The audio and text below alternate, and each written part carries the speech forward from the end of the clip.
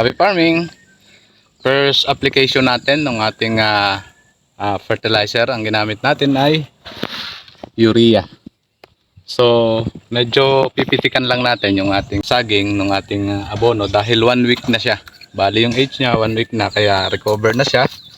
Kaya kung mapapansin nyo, medyo may maliliit na siya na ugat to. Ayan, maliit na ugat. So dito tayo mag-a-apply ng ating abono na kahit gantong amount lang, lalagay natin doon, din ating tatabunan para mabilis makarecover yung ating halaman. So yun yung ating ginagawa ngayon.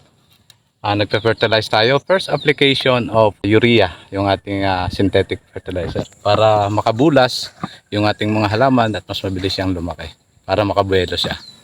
So yun, pakita ko sa inyo yung application.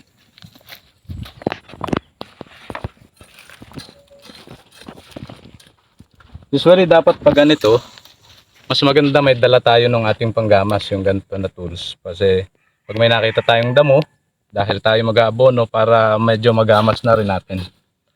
So maliban dun sa ating pag-aabono, nagsisilbi na rin siya na ginagahok na rin natin siya para mamatay yung mga damo, then mas mabilis ma-absorb ng ating banana yung ating abono. Timing ngayon, kasi ngayon ay medyo uminit ngayong araw, pero usually tuwing hapon na ulan siya.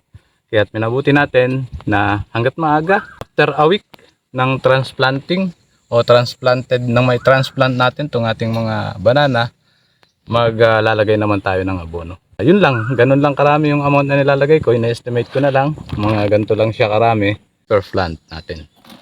So ayun, tutuloy ko yung aking gagawin. Sana nakapag-share ako dun sa mga makakapanood itong video na to. At maraming salamat at shout out sa mga subscriber ko. Sana dun sa hindi pa nakasubscribe, please press the button ng subscribe, like and share. So yun lang, maraming salamat and happy farming!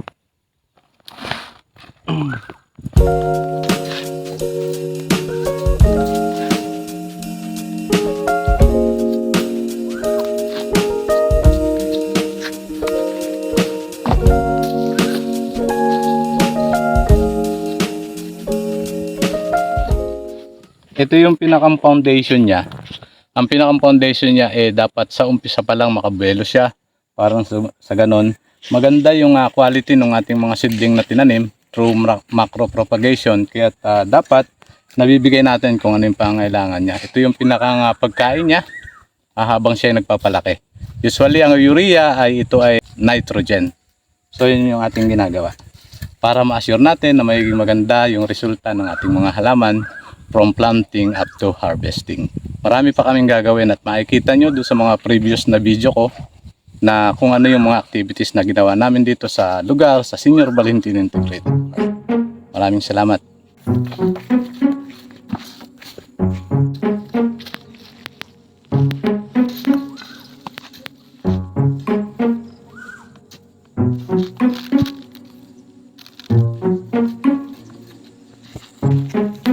Yung application natin ng ating fertilizer, medyo malapit lang sa puno dahil siyempre hindi pa ganun ka kakalat o kalago yung ugat na. Kaya dito sa mga ganito kalayo lang mula dun sa puno, dito tayo mag-apply ng abono. Kasi kung ilalayo natin ay hindi pa niya mapapakinabangan, kaya hindi naman marami. Small amount lang lalagay natin doon, then cover natin ng lupa kasi possible na tumakas through air yung ating abono, kaya minamabuti namin na after na makapaglagay ng abono, tinatabunan namin ng lupa para siguradong mapapakinabangan ng ating mga halaman. So yun lang, at itutuloy ko na ang aking ginagawa. Maraming salamat.